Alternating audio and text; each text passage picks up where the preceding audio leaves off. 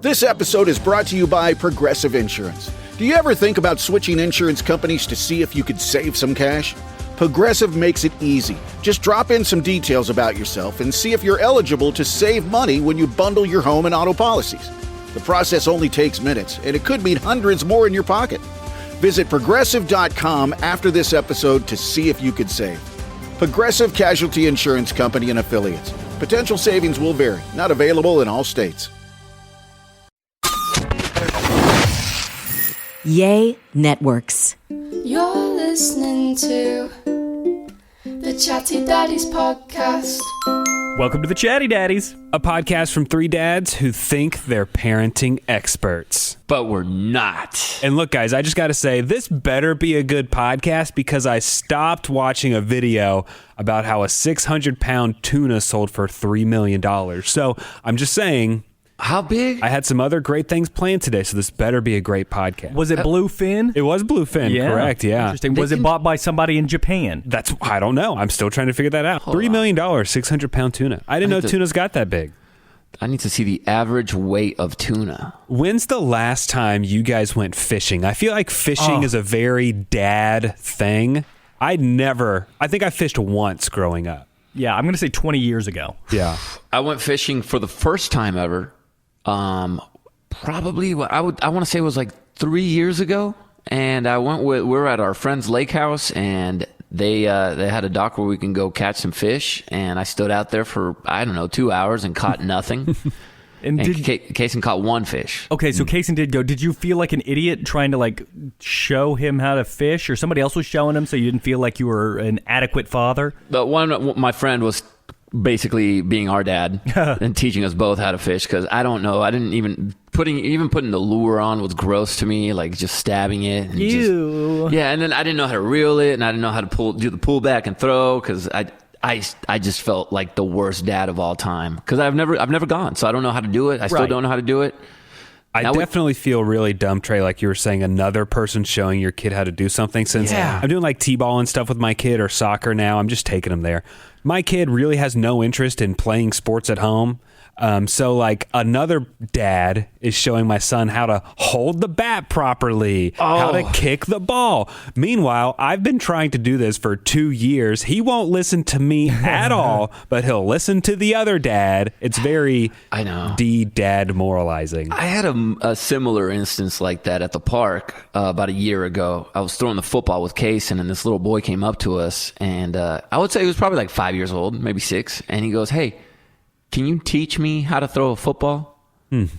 I could see his dad standing 5 feet away from us. His dad is literally right there. And he asked me to teach him how to throw the football. So I just kind of made the eye contact with the dad, like, "Hey, man, you go ahead and take over, bro. This is your lane. Let him know how to sling that pigskin, you know?"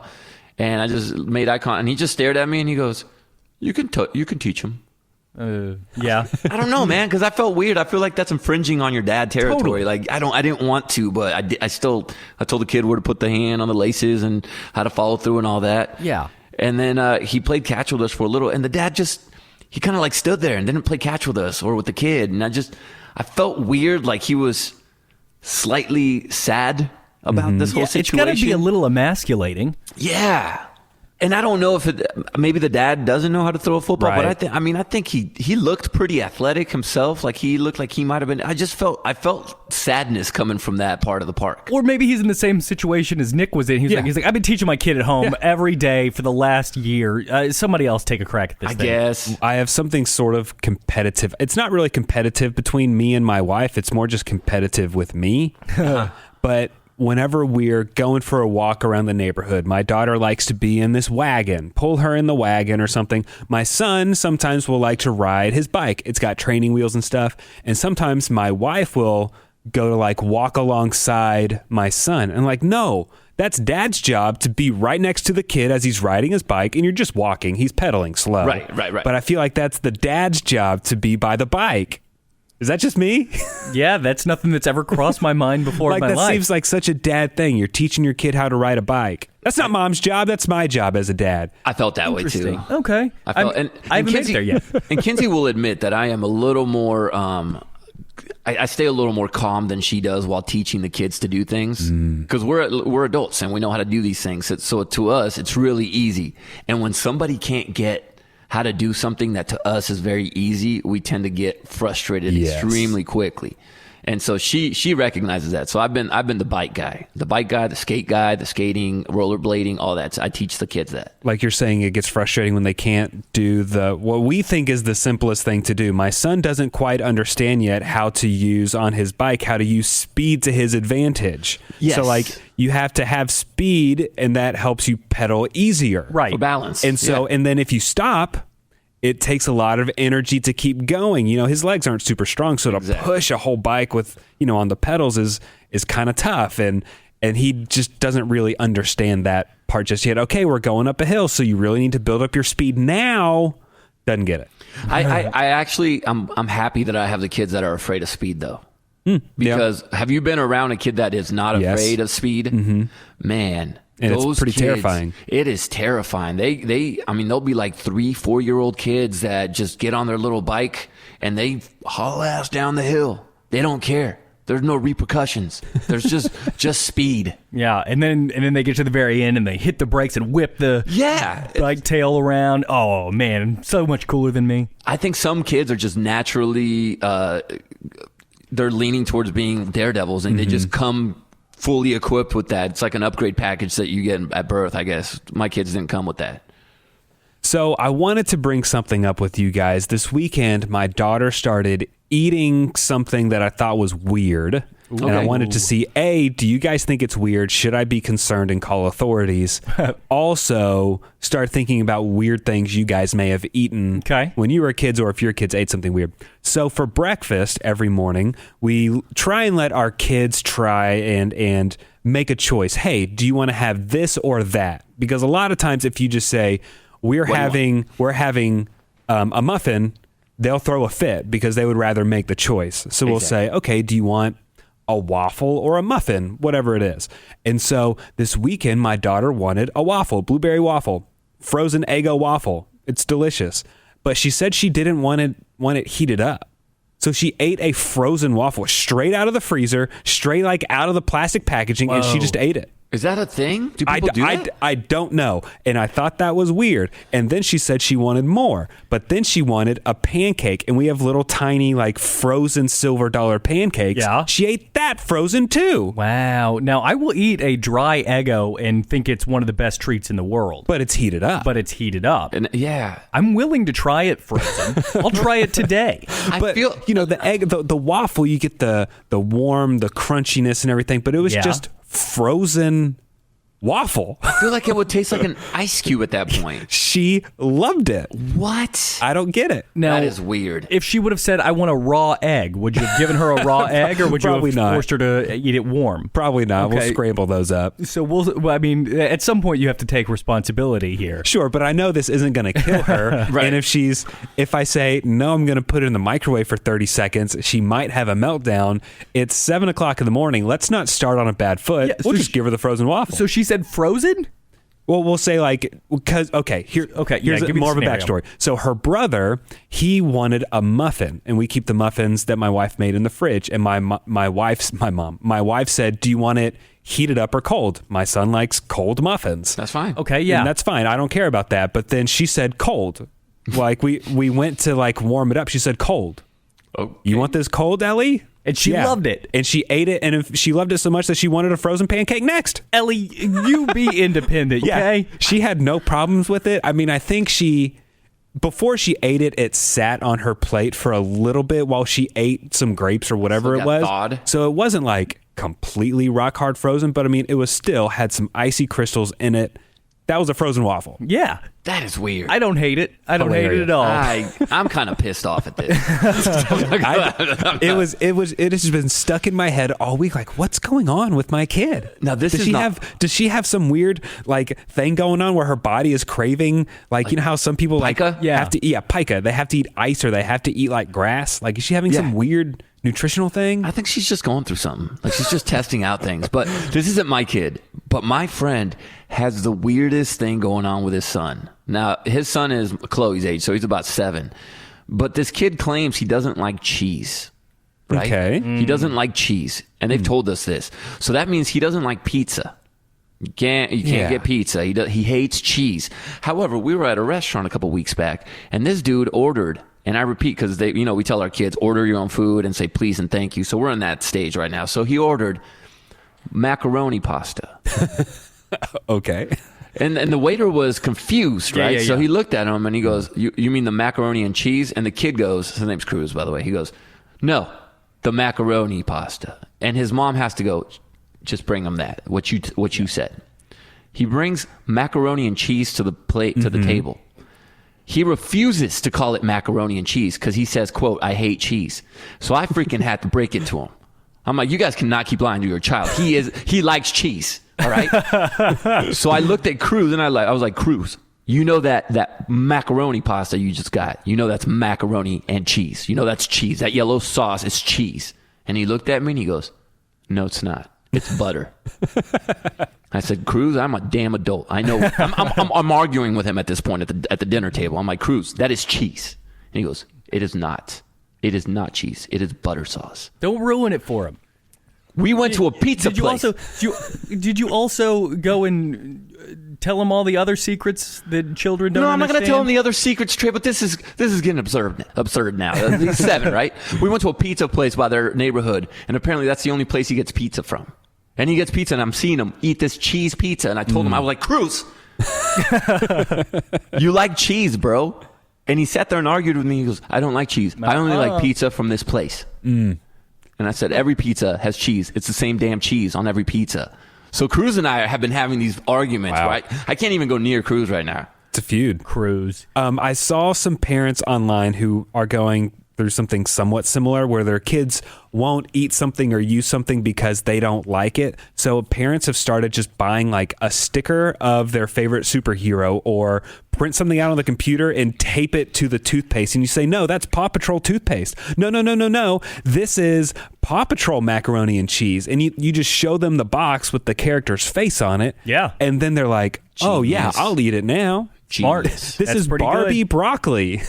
Eat it. That is a parenting hack for sure. Yeah. Okay, so I think that this is a Peart family food tradition, and I'll still eat it. It's Fritos and cream cheese. Never had it. Sounds delicious. Thank you very much. Never Now, had it. Sounds disgusting. 90% of people will go with what Nick just said because everybody's like, "That sounds terrible." Everybody hates a Frito. Yeah, it's the worst chip. No, have you had the chili cheese Frito? No. And I'm just going regular Delicious. Frito on it. They're fine. They're not the best chip in the Yeah. world. I understand that. But then with cream cheese on it, it takes me back to my childhood. And then also, I'll take a spoonful of peanut butter and stick either Goldfish or Cheez-Its into that spoonful of peanut butter and then shove that bad boy into my mouth and rip off everything. Oh, it's God. delicious. A little cheese, a little peanut butter. It's like a giant Austin cracker. Yeah. Except the Austin cracker doesn't give you enough peanut butter. It doesn't. They skimp out on the Yeah. peanut butter. So I need just a glob of peanut butter and a nice crunch cracker in the mix. Sounds like a very dry palate afterwards. It's just- sticky and thick. And it takes 600 chews to get through the whole thing. You guys ever had the peanut butter hiccups? No. Trey, I'm glad I'm not the only one with the cheese thing, though, because I've been trying to get my kids to eat the snacks I ate as a kid. And Yeah. I'll tell you 2 of the weird ones. I kind of have a similar one to you, but I went a little less fancy. I used to do saltines with cream cheese. Oh, yeah. I'm in. So I would just get my little plastic knife, and I would just slap a little cream cheese on that saltine cracker on the non-salted side, right? So you stick the salted side in, suck that off until the salt is gone, and then you chew with the cream cheese. Delicious. Now, JC, I need you to explain because this is a fact that I don't think everyone knows. I learned this within the last 3 or 4 years or so. You said that you put it on the salted side. On the unsalted side, the clear on the side. unsalted side. Yeah, that yeah, would mean that there is a salted side and an unsalted side. What? No. Yeah. They have okay, so you can see on some of the boxes they're green instead of like the saltines that are in the blue box that say original whatever. There's a green box that says unsalted tops. What? Now the unsalted tops means there is no salt on either side. Oh. On the ones I got, I remember the bottom part was not really salted, and the top is what was sprinkled Yes, with exactly. all the salt. There's never any salt on the bottom of the saltine. Never thought about this. Yeah, and then whenever it says an unsalted top, that means there's no salt on the bottom or the top.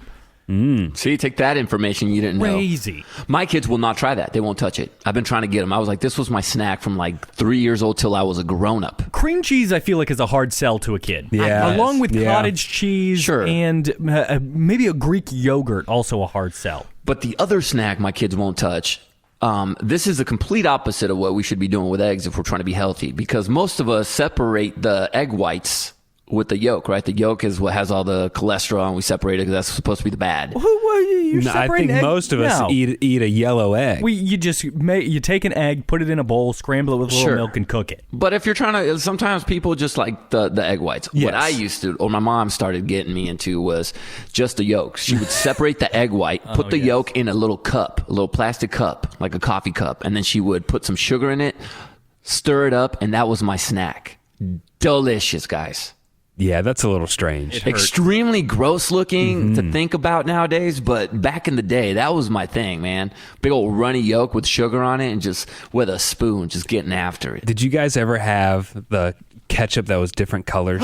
Yes! I loved it, and like my parents would just like refuse to have purple ketchup in the fridge, and so I would try and get it, like twice I got it in my life, and I loved it. But it tastes different. It did taste different, but I think I just liked how funny it looked dipping a nugget into purple ketchup or green ketchup or something. How come I never saw this crap? It was a short-lived thing. It didn't last too long. Yeah, because nobody wants a different kind of food color. Like, okay, so Alfred Hitchcock used to hold these parties where he would invite all of his friends over to dinner, and everything on the table would be bright blue. Oh. The butter would be blue. The all turkey the same would color. be blue. It would all be the exact same color, and nobody wanted to eat. He just liked to freak people out by making it all the same color. Wow. Yeah. Weird. I wonder what those poops look like. Yeah, right. Afterwards, that's what I'm wondering. So the two snacks they're not weird, but the two snacks that I loved when I was a kid, of course, the classic celery, peanut butter, and raisins, ants on a log. Love it. It's one of my favorites. I still eat it to this day. And then I got into for several years, my afternoon snack was coming home and having some buttered raisin bread and a big glass of apple juice. Oh, yeah. That was my snack. I just loved it. It sounds delicious. Mm-hmm. Is it true? Is the rumor true that apple juice is supposed to give you diarrhea? Because once I heard that when I was a kid, it scared me from eating it. Or drinking it. As a parent now, I was told that you're supposed to give the baby a little bit of apple juice if he hasn't gone to the restroom in a while. Okay. If you need to get his constipation dealt with, you can give him a spoonful of apple juice. Yeah, because I've been scared of apple juice ever since. Like, I won't drink that in public because for the fear of having to run to a bathroom. I only drink it at home. Did anyone ever put butter on their tortilla chips at restaurants? No. Yeah, I would do that as a kid. That tasted pretty good. Definitely. Try not do it. that. Try it. They'll bring you those little tiny packets of butter at Mexican food restaurants sometimes. I would Dip it in chips. I would just do it on the flour tortilla, which I feel like is a normal thing, Oh, right? you go tortilla, butter, sugar, Trey. You got to put sugar on that buttered tortilla, and that's delicious. That's dessert, baby. That's dessert. It's like sopapillas at that point. You just put some honey on it and you're set. I used to make tortillas. Take the corn ones. This is for fun right here. If you've never tried this, if you like mayo, put mayonnaise on your tortilla, corn tortilla, and then put salt on top of that. Roll it up like a taco. It's delicious. I'm out. Can't do mayo, but I'll take your word for it that if you do like mayo, it is delicious.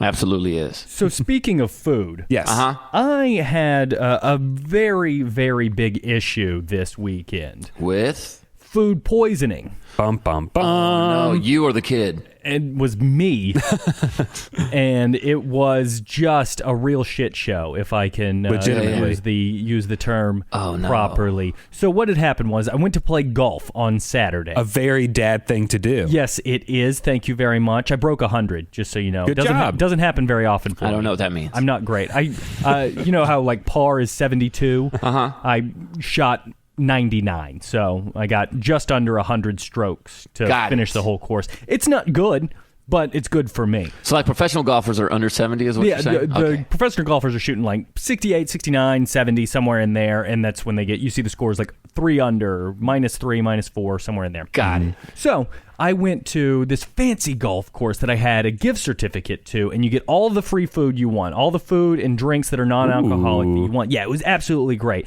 And so I'm just eating this delicious, one of the best brisket sandwiches I've ever had in my lifetime. And around hole 8, I end up feeling a little rumble in my tummy. 2-minute warning. Yeah, and I just barely made it to the closest restroom and start vomiting. So it's just coming up the top. Yes, it was just awful, especially because in the restroom, you know how sometimes they'll have the motion sensor lights? Yeah. So I am sitting on the toilet, or I'm standing in front of the toilet, and I vomit once, and the lights go out. And so now I don't know where the toilet is. I'm just going to throw up all over my shoes, or I have to go back out of the stall and like wave to get the lights to come back on, run back to the toilet, and start vomiting back into it again. Did you get those sweats too? The sweats you get before puking when you have food poisoning? For sure. You just get, it's just little beads right at the hairline. Whew. Anyway, how long did that session last? Oh, that was 3 or 4 minutes, and afterwards I felt phenomenal. Okay, I was that's good. All right, I got this all out of me. It's no problem. And then it started to build back up through the rest of the day. Did it one more time, just on the side of the road, side of the cart path on hole 17. Made it home and wasn't throwing up anymore, but I had the worst hangover I have ever had the next day. I was so dehydrated. I wasn't able to parent at all. Yeah. And I had already felt guilty. How long do y'all feel like you can leave the house for before you have to start feeling guilty and like, oh, I'm going to have to make this up to my wife? I mean, if it's for something fun, like a golf thing. Yeah. If we're taking like work, commitments that are necessary. This is for fun. Right. We're talking fun. Ooh, I don't know. I mean... I don't know, Trey, because golf is like a 4-hour outing at least. You have no idea. It was 8 hours. 8 hours. I'm a huge jerk. I felt bad about it. I knew that I was just like, how am I going to repay Kara? Because she can't leave for 8 hours. She's got to either feed the kid or pump, and she doesn't want to like go to a golf course and be pumping while she's at a golf course. I mean, definitely feel bad for the moms where their husband goes golfing once or twice a month. Right. It's like, dude, that's like, come on. There are those dudes that go golfing 3 or 4 times a week. Oh, yeah. And that is the number one complaint I hear some of Kenzie's friends talking about. Is that, yeah, you went golfing again. Because I love listening in on the calls. Sure. That way I don't make the mistakes those fools are doing. But golfing is one of those that creates the biggest. But if you're doing it once a year, I've done it one time since Quaid has been born, fine. and since the pandemic, I didn't mess with it. I don't think you should feel too bad about that, as long as it's not a habit, every month or something. Right. How much money do you think you have to make to be able to golf 3 or 4 times a week and not get divorced, for your wife not to divorce you? Because you got to be making a lot of money so that they're like, it's probably worth it to let them go play golf. No, you got to be making a lot of money, I would think. But like at least $1 million, dude. Because golfing then with these dudes turns into grabbing gambling, drinks afterwards, and then going and getting dinner, and then they're not home till like 11 o'clock at night. I'd probably, if I'm thinking of how long I could stay, leave the house, maybe 2 hours. Before you feel guilty? Before I feel guilty. Like, I don't know what I would be doing. Right. Because my life everything is revolved around that. But like, I wouldn't go to a movie. Exactly. In the middle of the day by myself if my wife was home with the kids on the weekend. I mean, I'd say 4 to 5 hours is a good amount. But you don't do it all the time. For instance, I go one wheeling with my buddy, David with Thorges. And we'll go for 4 or 5 hours. And sometimes we try to plan it out to where the kids go to sleep about 2 hours into our excursion, right? Yeah. So we're not missing time with the kids, which makes you not feel as guilty. Totally. Sure. But I felt guilty this weekend because we went to Vegas, right? And my son had a football game on Sunday. And it was one of those, because it was a playoff game. I didn't know what time it was going to be at, and I coached the team. And we finally got the time that back, and it was supposed to be a game that started at 3 p.m. And I started feeling all this guilt because my flight landed at 3:30, so I switched my flight. I went earlier. I went and caught like an 8 o'clock in the morning flight. Oh, wow. And it cost me money. It cost me over $100. Yeah. Just to not miss my son's football game. And 8 o'clock is pretty early for Vegas. For a Vegas bachelor party, that's an early flight. Lucky for us, we fell asleep and completely missed out the last night there. So on Saturday, we did not have a Saturday night. We passed out at 6 o'clock in the afternoon and evening, and then we woke up the next morning. Woke up feeling refreshed. Oh, dude, I felt so good on Sunday morning. Who's woken up refreshed in Vegas? Yeah. I've never had that before. I've never not been hungover in a morning in Vegas, and this was the first time. It was awesome to see all the people that were struggling or just getting back from the club when I was just going down to get a cup of coffee. But I paid that money, and when I was going to the airport, I look, and the time for the game had changed to 1 p.m. Oh, boy. Oh, wow. And so you weren't going to make it, or you're just barely going to make it? Or I wasn't going to make it because I wasn't landing until I was going to land, I think, at 1:30. So I was in the same predicament I was in before. So I'm like, crap, man, I paid all this money to not miss my son's football game, and then now I'm missing it.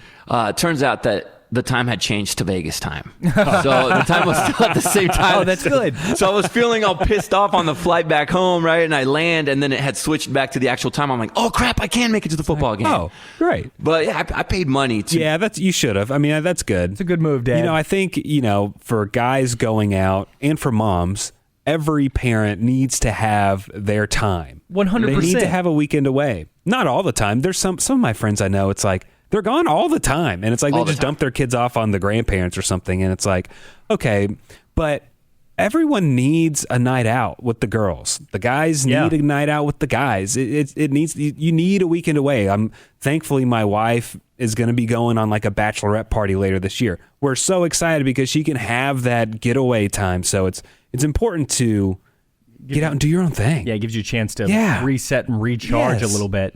Now, I did have to do a little parenting on Sunday because I had already spent 8 hours on the golf course. Right. I woke up feeling just like death. And no more vomit, but I just wanted to make sure that I was trying to take care of the kid because I couldn't, I felt guilty already for yesterday. So I basically held on to Quaid's foot while I closed my eyes, and he just kind of crawled around the room. And You just pull him back a couple times, make sure he doesn't get too far. I'm just laying on the floor, and he's in our playroom, just kind of crawling around. And if I didn't hear anything that sounded like a bad cry, I just kept my eyes closed. Put some music on, put some Coco Melon on Netflix. Yep. And, next time just like tie a string to his foot. Ooh, a string's even and onto better. your wrist or something.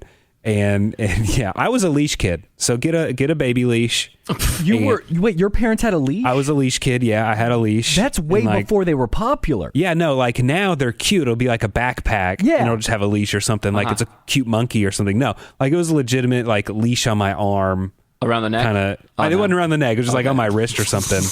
And yeah, like if we were going to the fair or something really crowded. If we were just going to the grocery store, we wouldn't do it. But if we were going somewhere super crowded, yeah, I had that leash on. Are either of you leash parents? No. Okay, good. I don't mind I'm not saying I wouldn't be against it. Sometimes I see it and I'm like, yeah, smart move. Cool. Yeah, I don't look down upon those. I just never got one for my kids. I'm not there yet. I kind of judge you a little bit if you have a leash.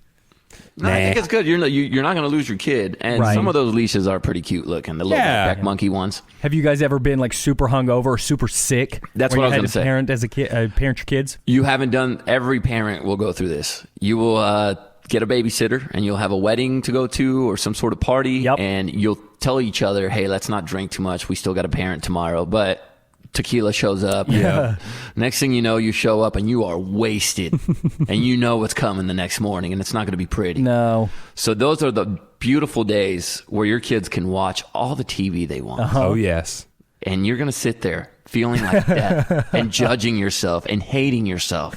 But every parent has gone through that hangover parenting day. Yeah, I don't think it took me until it was probably like college when I realized like, my mom always had a quote headache every morning after she like had dinner with her girlfriends. Yeah. I didn't get it until I started getting hangovers and I was like, oh, dude, I get it.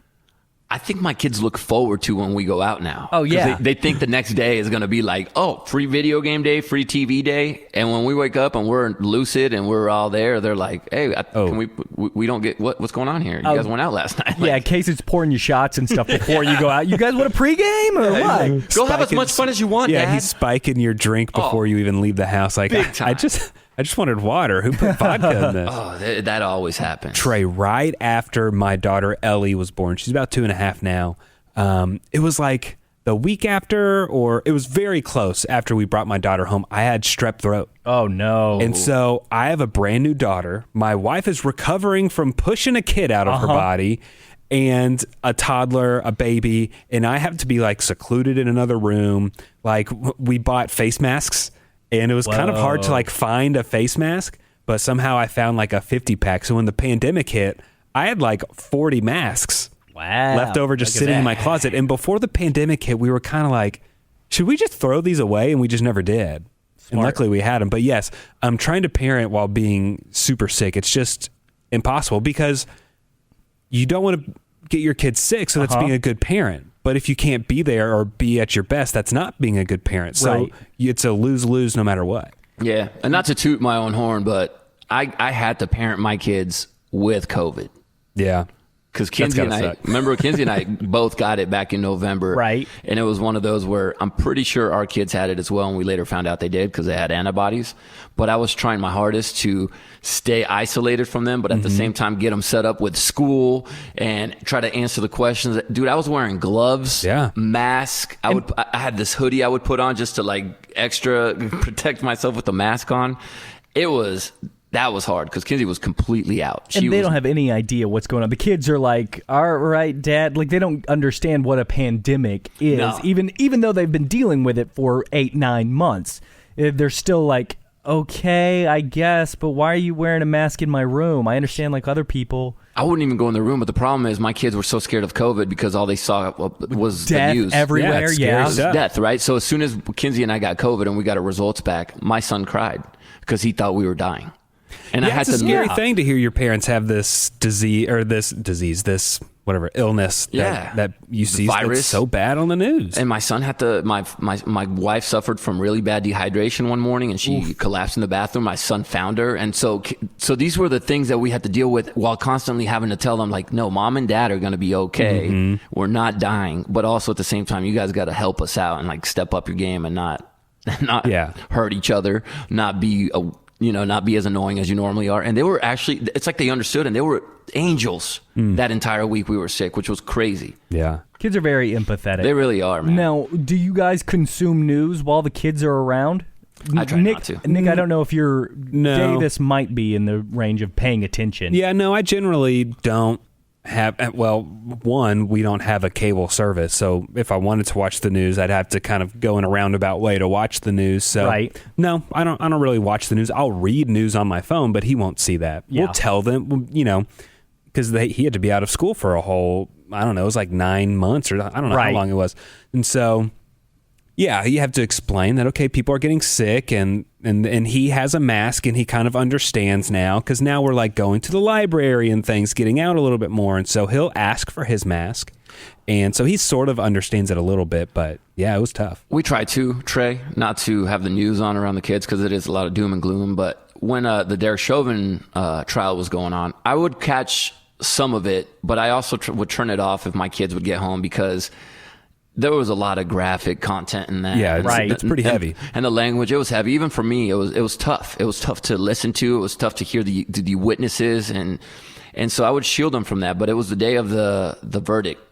My son came home from school, and I guess they had been talking about it at school, because this is a big monumental moment in our history, And I took it upon myself to have it on, and he walked in and he goes, is this the Chauvin trial? And I said, yes.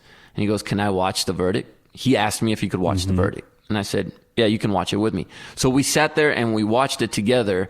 And I thought that was a good father-son moment, because he was able to ask me questions. Right. I was going to say, what did he ask?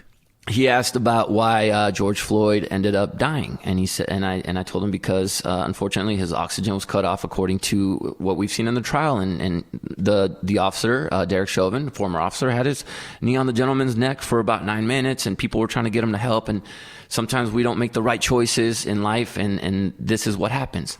And he goes, well, why was he getting arrested? And then I had to tell him, I was like, well, Mr. George Floyd maybe made a couple mistakes in his life and was not, on the right path, but that doesn't mean that we have to take his life. We gotta be empathetic, and we gotta try to help our neighbor, and maybe he could have gotten the rehabilitation that he needed, and unfortunately he wasn't able to be granted that. And so we had this really cool conversation about accountability and how our choices lead us to certain situations. Yeah. And he walked away without any questions, which was what you want. You don't want him walking away with more of like, but what about this? What about that? I felt like he had closure to what happened in that instance, and why Derek Chauvin was charged with 3 counts, and it was a heavy thing for a 9-year-old to take in, but he asked about it, and they're talking about it at school amongst his friends and stuff. And I don't know if they are in class, but It makes me sad that kids have to process things like that. And if you think about it, when I was a kid, we were looking at the O.J. Simpson trial in school. We were watching it in school. I was in elementary school, and we were watching it in school. Dude, I remember, this is what I was about to say, because I watched the O.J. Police chase when he was in the Bronco. I remember watching that with my parents. Yeah. It was covered live on CNN. You got the helicopter following OJ, and I don't remember how much I watched, but I just remember my dad being like, you need to watch this. I mean, not like, I don't know, he wasn't like saying it was great or anything, but he was like, this is kind of history in the making. You may want to check this out for a second. Yeah. And sure enough, look what the next 2 years after that was all OJ. Or imagine the explanation parents had to do with 9/11. Oh, that was on TV. Yeah. That I think would have been the hardest thing to explain as a parent when a plane crashes into a building and you have to talk to your kids about what is happening in our country and in our world, Now, do school shootings ever come up in your household, JC? Like, because I don't ever want to have to explain that. I'll have to at some point because they happen so often, but it's just, that's the one that I think is the hardest to explain. I can at least explain that there are people with a different religion that seem to hate us for whatever reason that they might have. But the school shootings is just got to be one of the hardest things for a parent to describe. Those haven't come up in my house, and I'm scared for it to come up because I truly do not want my kids to be going to school scared. Mm-hmm. Yes. And I think that's what could come about this. And so they haven't asked about it yet. If they do ask about it, then I would have to have a nice conversation with them. But I try to steer clear from that. And I'm not going to lie to you. As a parent, does that thought cross my mind? It does. It really does. And it's, it's shown us that it's happened in elementary schools. It's happened in preschools. It's happened in high schools. It doesn't matter what grade you're in. I mean, it's happened at every grade level. And so I honestly I think about it. I just don't want to put that fear on my kids. Right.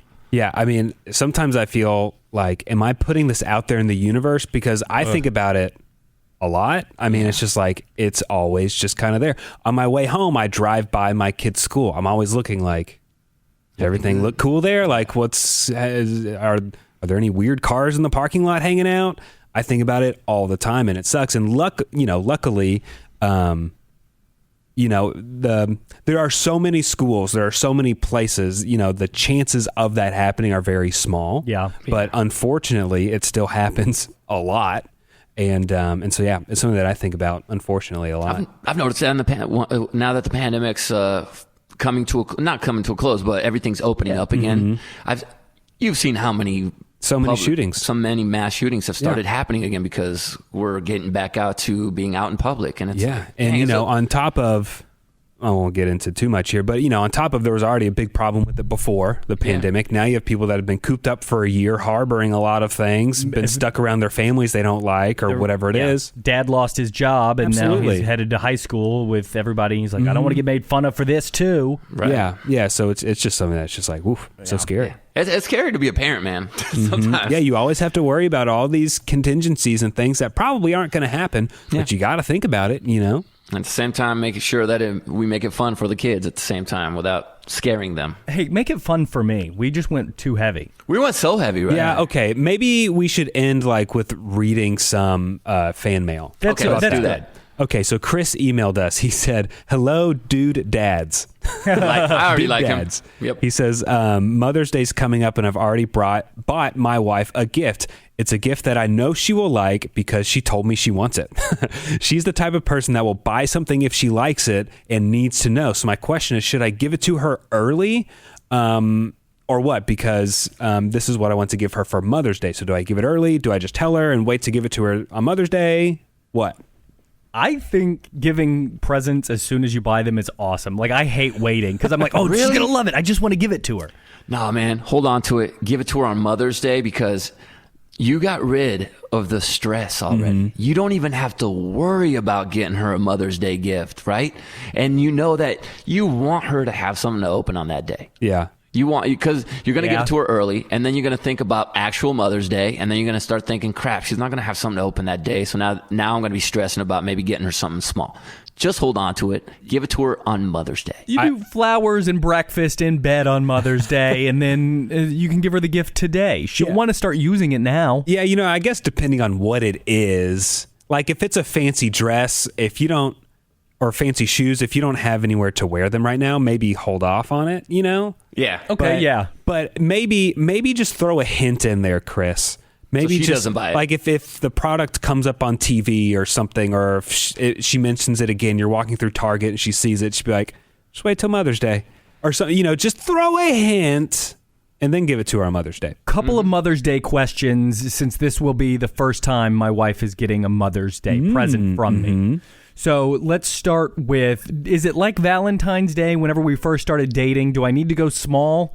Or should I go big since it's the first Mother's Day present? I should go good, big, awesome gift this time around. And then next year it's like, all right, whatever. I got you this thing with Quaid's picture on it. See, in my family, she is the mother of my kids. Yeah. So I try to make it a special moment for them, to where you could either take your kid shopping. I know Quaid's a little too small to pick something out, or have him make something cute and Put have his a handprints memento. on stuff. Yes. Prints on stuff. Yeah. This is supposed to be her mommy's day, so it's supposed to come from her kids. You can buy her some flowers as the dad and all that stuff, but try to make it so that the kids are the ones that are shining. Okay. Yeah, That's the emphasis on advice I kiddos. got when I became a dad. Well, that kind of negates my second question, but it's something along the same lines as what we were just asked about. I have a gift idea that she said she wants, and it's like a handheld vacuum. She said she wants a handheld vacuum. Can I get her a vacuum for Mother's Day? When is Mother's Day? It's the May 9th. the 9th, Okay. I believe. I guess I should know that. I celebrate Mexican Mother's Day, and we celebrate on May 10th. Look, coming from someone who has a wife who loves vacuums, Yeah.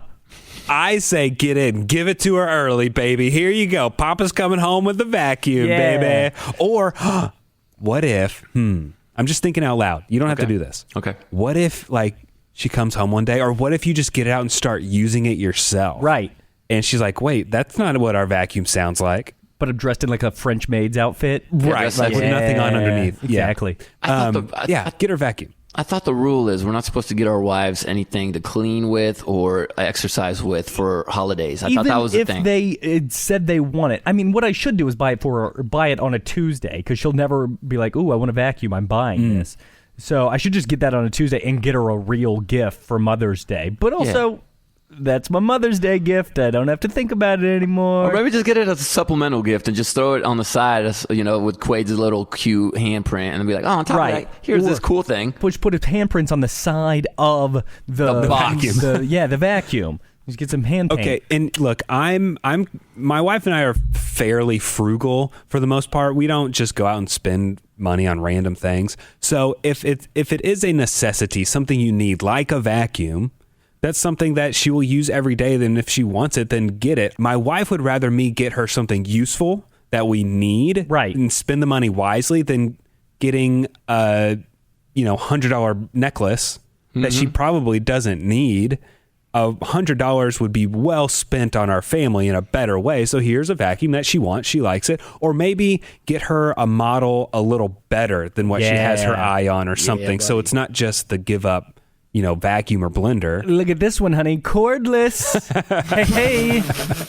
Or maybe I'm just throwing her off right now. I've got a big special gift planned, and I just was throwing her off with the vacuum. Well, and you got a kid, you got a couple animals. A vacuum is very important in the Peart household. Dude, you don't want to look under our couch. Yeah. We'll vacuum the spots that people see under our couch. Yikes. Well, boys, I think that does it for this week's episode of the Chatty Daddies. You can follow us on social media at Chatty Daddies. Call the podcast if you want on the number right there in the description of our podcast. We're willing to take your calls anytime.